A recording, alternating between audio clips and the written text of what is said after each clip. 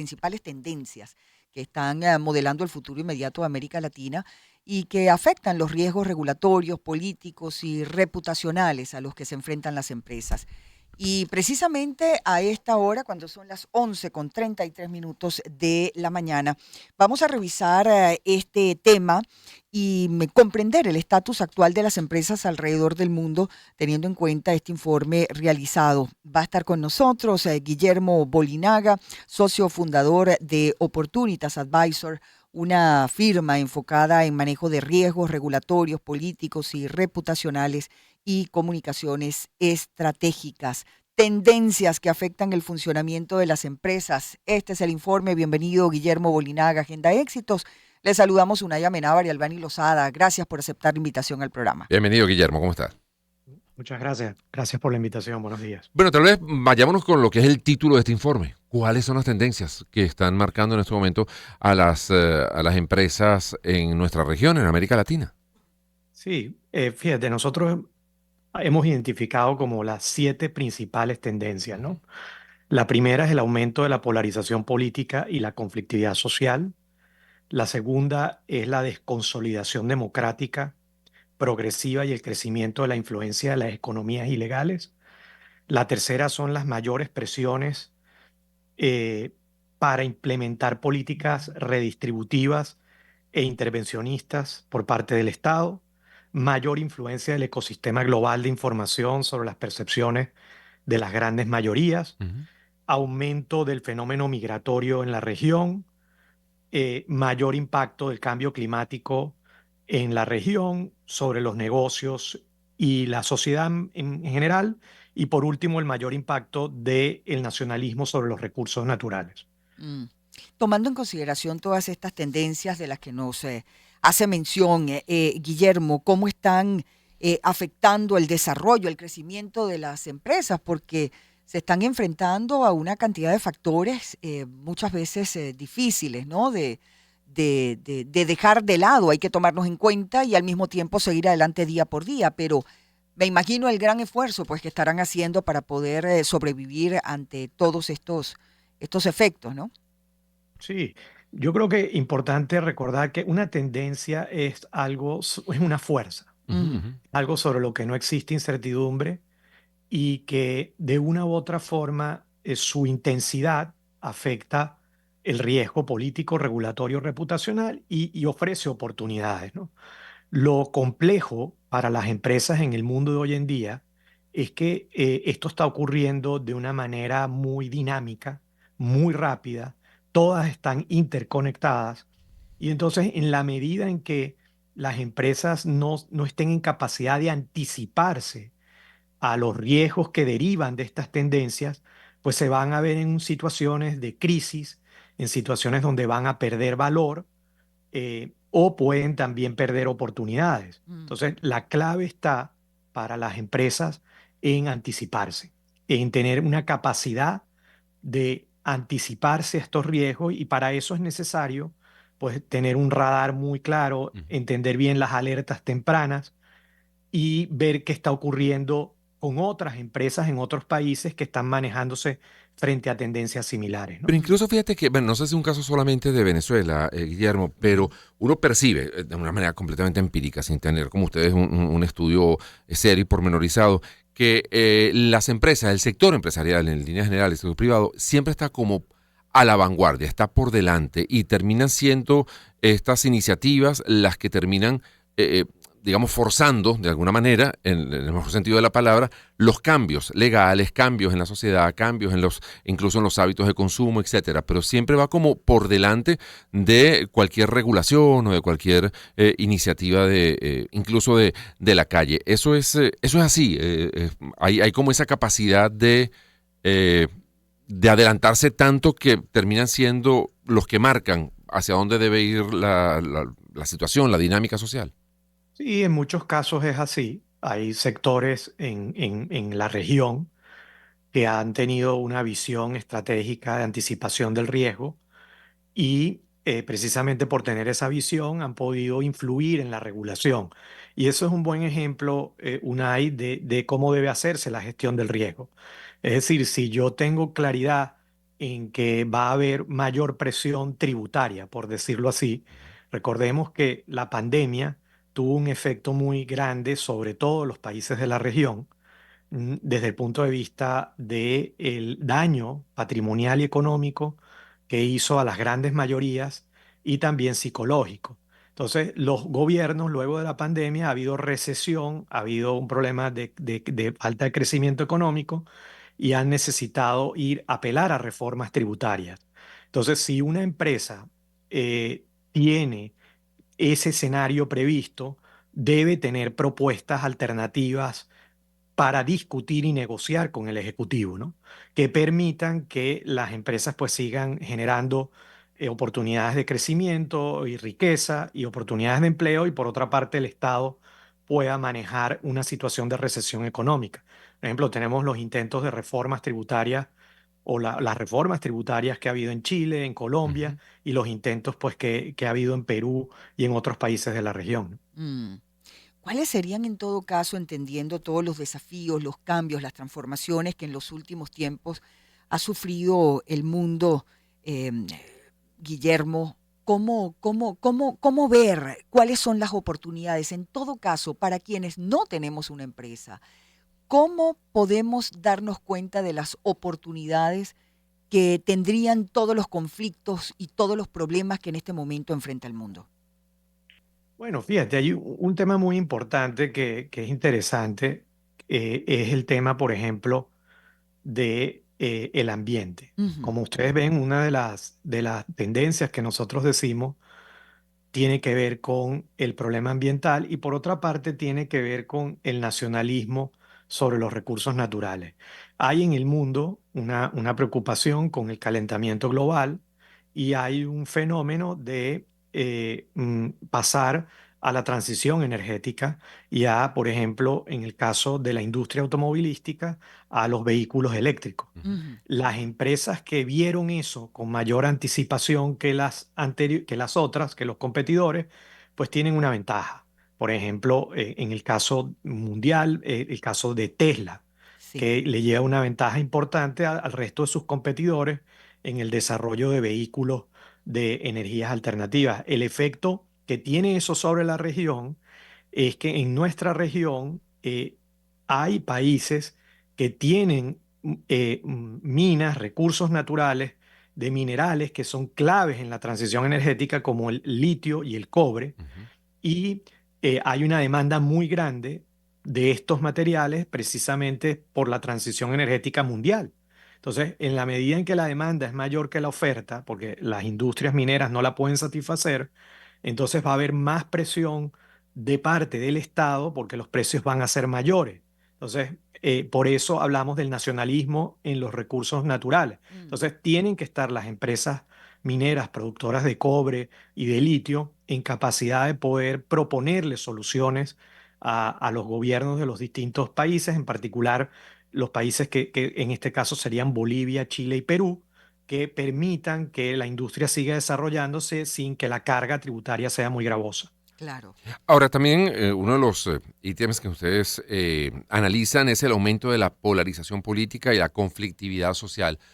Pareciera que eso es un tema que está ocurriendo en todos los países del mundo, ¿no? Casi que no hay Sí. región del mundo donde uno no perciba que hay una fuerte polarización política y donde se presentan conflictos sociales a propósito de esa polarización. Desde el mundo empresarial, ¿eso no está ya incorporado como parte de los elementos con los que hay que lidiar en el día a día o llega un momento en que eso termina afectando en gran manera a la actividad de la empresa?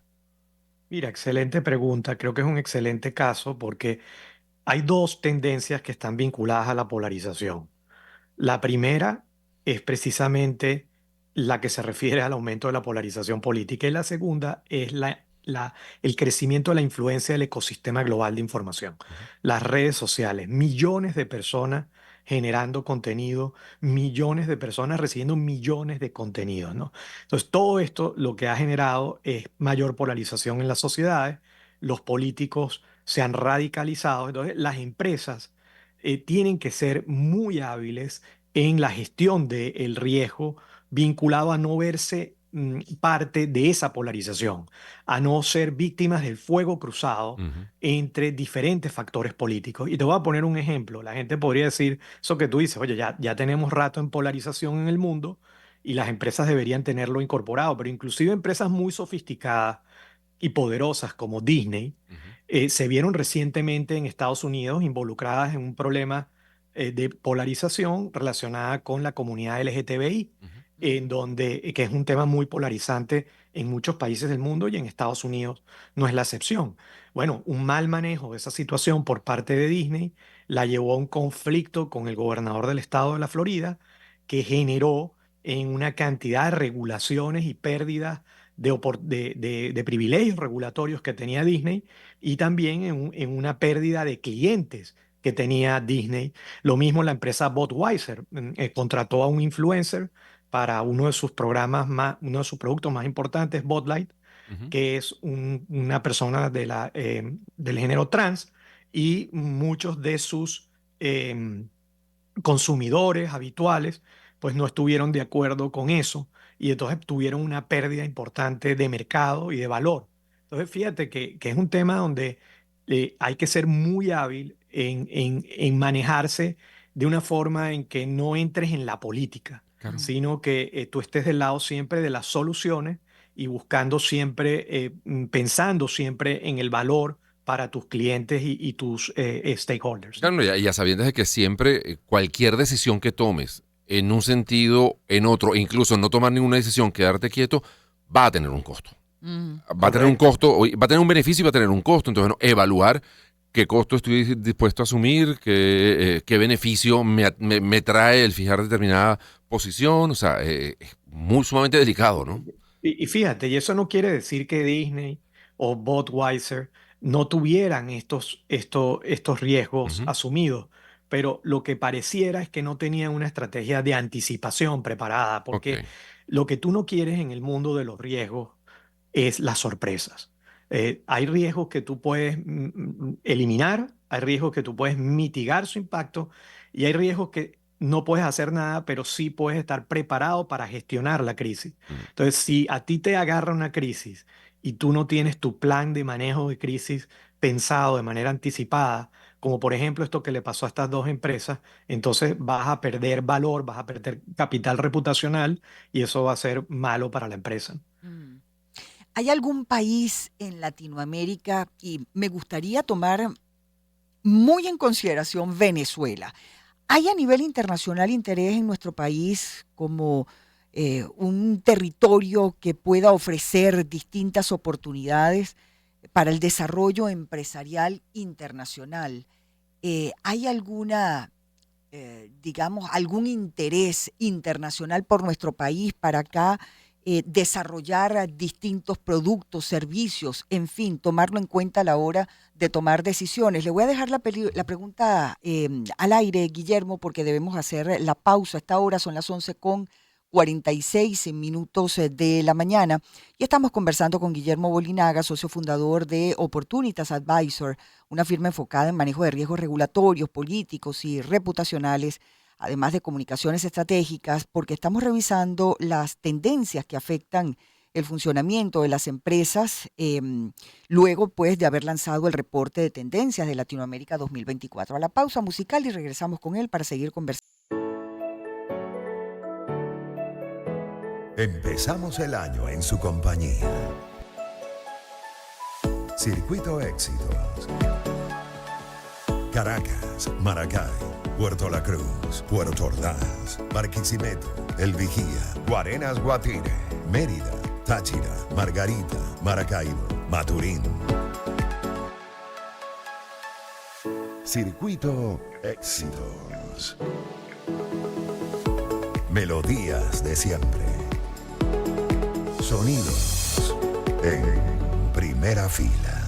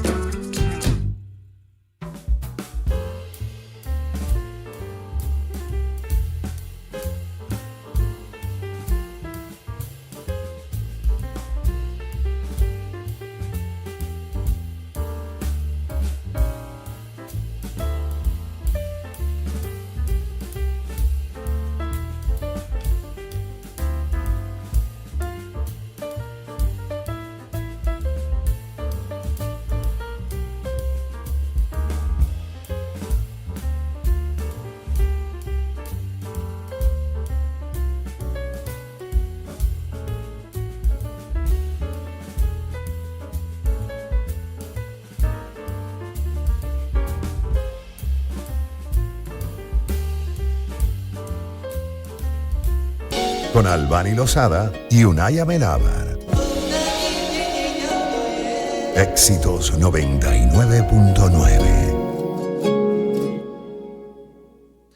Son las 11:50 de la mañana. Seguimos conversando con Guillermo Bolinaga, socio fundador de Opportunitas Advisors, una firma enfocada en el manejo de riesgos regulatorios, políticos y reputacionales y comunicaciones estratégicas. Y Albany deja una pregunta, Guillermo, antes de la pausa, y era centrándonos pues en el caso de Venezuela, si en este momento Venezuela es atractivo para algún empresario, bien sea de la región, a nivel internacional, para desarrollar alguna área en nuestro país, y cuál podría ser esa área que en este momento Venezuela representa una oportunidad interesante para emprender en ella. Y obviamente más allá del petróleo, ¿no? Bueno, fíjate, como decíamos, estas tendencias, hay como tendencias internacionales, en tendencias regionales y tendencias locales, ¿no? Todas ellas están afectando a los países, Venezuela no es excepción, y cada compañía, dependiendo del sector donde esté, tiene que hacer un análisis exhaustivo de los riesgos que pueden producir esas tendencias. Mm. Eh, Porque tú no quieres sorpresa. Entonces tú tienes Claro. que tener un mapa de riesgo súper exhaustivo y luego tienes que hacer un análisis de la probabilidad de ocurrencia de ese riesgo y el impacto que puede tener y de las oportunidades que se abren. Y eso te construye tu perfil de riesgo. Entonces, cada empresa en cada sector, tanto nacionales como internacionales, tienen un perfil, un apetito por el riesgo. Indudablemente, en el caso venezolano, hay empresas que están en capacidad de hacer cosas porque tienen un perfil de mayor o menor riesgo, y hay otras empresas que piensan en ese sector, son mayores los riesgos que las oportunidades. Obviamente, como todos los países de la región, en Venezuela hay oportunidades y hay riesgos, y obviamente todo esto varía de acuerdo con los escenarios. Por eso nosotros insistimos muchísimo en que la clave de la gestión de riesgo regulatorio, político y reputacional es la anticipación. O sea, tú tienes que estar en capacidad de poder hacer escenarios y poder entender, bueno, cuáles son tus estrategias dominantes de negocio en cualquiera de los escenarios, Ujú. y si se produce el escenario A, B, C o D, cuáles son tus estrategias para esos escenarios específicos. Y todos los países, incluyendo Venezuela, por supuesto, ofrecen oportunidades y riesgos de acuerdo con el sector. Claro. Guillermo, uno de los puntos, una de las tendencias que ustedes estudian allí tiene que ver con el aumento del fenómeno migratorio en la región. Me gustaría, bueno, ahondar un poco en ese tema, y también incorporo otro tema, y es el tema de la educación. Hemos escuchado muchos reportes, muchos informes, el deterioro en el sector educativo, en la formación de nuestros jóvenes, sobre todo a la hora de estar preparados para incorporarse al mercado de trabajo y las competencias que deben manejar, etcétera. ¿Cómo podríamos evaluar el impacto que tienen estos dos elementos? Migración, bien sea los países que reciben migrantes, como los países, en este caso por ejemplo Venezuela, que ha hecho que mucho de su talento se vaya del país, y el tema de la educación, de la formación y el impacto que tiene en el desarrollo y la planificación de cualquier empresa. Sí, mira, ambos están muy relacionados, y creo que hay que verlo desde varios puntos de vista, y es muy buen ejemplo de oportunidades y riesgos. El fenómeno migratorio venezolano, por ejemplo, en la región, ha ofrecido oportunidades para empresas en los países receptores, porque hay un flujo de capital humano muy capacitado, muy preparado, que está a relativo buen precio, costo. Y entonces eso es una oportunidad desde el punto de vista de la empresa del país receptor. Desde el punto de vista del riesgo, obviamente para los países receptores también hay otra cara de la moneda, porque hay más presión sobre el mercado laboral, porque tienes una nueva población que entra, en muchos casos muy bien capacitada, como decía, pero también ha habido un recrudecimiento de la violencia y de organizaciones, pues, como dijimos, pertenecientes a la economía ilegal, que cada vez más Mm. influyente en toda la región. Entonces, eso trae como consecuencia problemas de violencia, de inseguridad, que afectan también la inversión. Incluso Entonces, conflicto social también en algún caso, ¿no? Que se vincula exactamente, de con otra tensiones de sociales, los aspectos que de estudian. Ujú. xenofobia, Sí. exactamente. Tienes esas dos caras. Para el país que pierde el recurso, que es lo que tú mencionabas, Sí. obviamente es un problema, es un riesgo. O sea, si tú estás en un país donde hay grupos de población que emigran, desde el punto de vista de tu recurso humano y de tu capital humano, es un elemento que tienes que tener en consideración y tienes que tener políticas salariales y de beneficios que te permitan retener el capital humano, el talento estratégico de la compañía. Entonces, para esas compañías, en el país que pierde la gente, es un riesgo importante. Mm. Cuando hablan ustedes en este estudio, Guillermo, acerca del mayor impacto del nacionalismo sobre los recursos naturales, específicamente se refieren a qué? ¿Cómo debemos tomar, digamos, este punto dentro de este estudio, de este reporte de tendencias de Latinoamérica 2024? Sí, yo mencionaba el caso más evidente, que es el caso de los recursos mineros, de Ujú. los materiales que se requieren para la transición energética, que se utilizan en todo lo que tiene que ver con la fabricación, por ejemplo, de vehículos eléctricos. El cobre y el litio son fundamentales. Buena parte de las reservas que existen en el mundo de cobre y litio están en Latinoamérica y están particularmente distribuidas en tres países: Bolivia, Perú y Chile. Eh, la industria minera es una industria que requiere alta inversión de capital. Para desarrollar las minas tú requieres muchísimos años y muchísima inversión de capital en las áreas de exploración, explotación y luego, pues por supuesto, en el caso de aquellos minerales que requieren refinación, también refinación. Entonces, ¿qué ocurre? Hoy en día hay una gran demanda de estos materiales y no está en capacidad la industria minera de satisfacerla. Un poco lo que ocurrió en los años 70 y 80, pero sobre todo en los 70 con el recurso petrolero. Entonces, en la medida en que la demanda de estos materiales como el litio y el cobre sube, y no está en capacidad la oferta mundial de satisfacerla, los precios de estos dos minerales suben. Entonces, el Estado tiene la tentación de decir, bueno, hay una mayor ganancia para los operadores en este mercado, yo necesito participar más de esa ganancia y entonces viene presión. La Mm, presión que nosotros llamamos, no nosotros, sino la doctrina y los especialistas, el nacionalismo sobre los recursos naturales, que va en extremos, ¿no? Hay reformas tributarias al sector minero, en donde se pretende subirle el costo, perdón, el impuesto, y también hay intentos de expropiaciones o nacionalizaciones o de participación del Estado en el negocio. Así, bueno, Entonces eso te iba a tienes preguntar, como porque un por la abanico. mayoría de los casos el Estado se reserva la explotación de sí. esos bienes minerales. Yo creo que en casi todos los países, al menos de la región, ¿no? No, no, no, no, no, no, No, no es no, así. Ok. fíjate, no, no, no es así. Por ejemplo, el sector minero, obviamente, como en todos los países, los recursos en el subsuelo son propiedad del Estado Ujú. y el Estado lo da Ok. en concesión como ocurre pues con el tema petrolero, a privados. Y muchos de ellos son jugadores nacionales e internacionales y luego ellos pagan una regalía al Ok. Estado y otros conceptos por la explotación del recurso. Mm. Otro de los puntos interesantes, y nos queda solamente un minuto, Guillermo, tiene que ver con la información, ¿no? En el comportamiento, las percepciones de las grandes mayorías. Y habla pues de la monetización precisamente de lo que tiene que ver con la información en las redes sociales y la cantidad de gente creando contenido.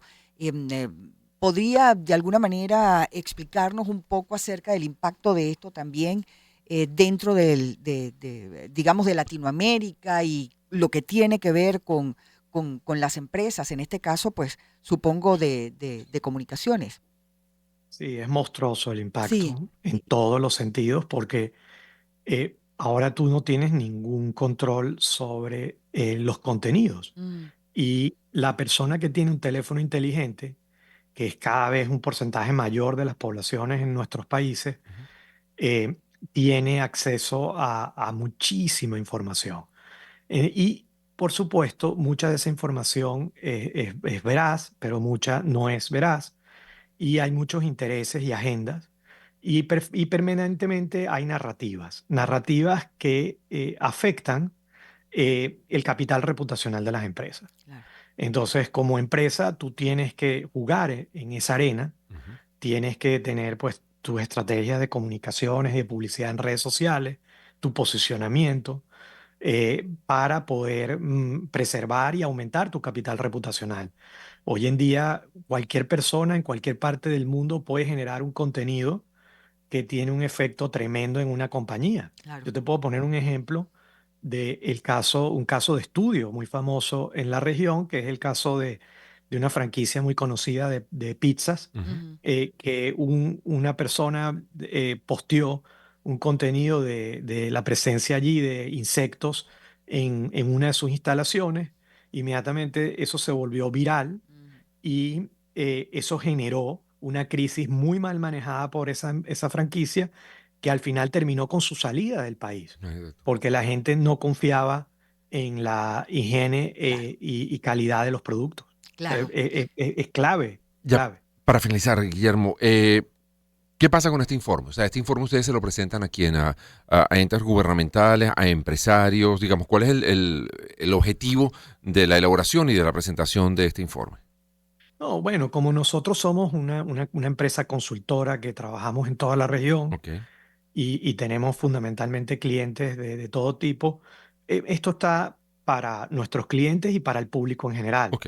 Y es parte pues de nuestros esfuerzos por compartir estos conocimientos y levantar la alerta y la sensibilidad para cualquier organización, porque uno pues tiende a pensar en las empresas, pero los gobiernos, las universidades, los medios, todo el mundo tiene que tener su gestión anticipada de riesgos políticos, regulatorios y reputacionales. Bueno, finalmente, Guillermo, y agradeciendo que nos haya acompañado en el programa, ¿cómo tiene acceso cualquier persona interesada en leer todo este informe que han preparado ustedes para este año?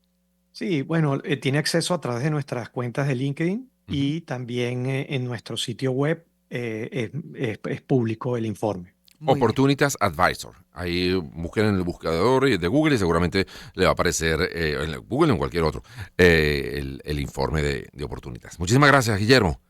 Muchas gracias a ustedes. Gracias a ti, Hasta Guillermo Bolinaga, socio fundador de Opportunitas Advisors, una firma enfocada en el manejo de riesgos regulatorios, políticos y reputacionales y comunicaciones estratégicas. Muchísimas gracias por habernos dado esta información.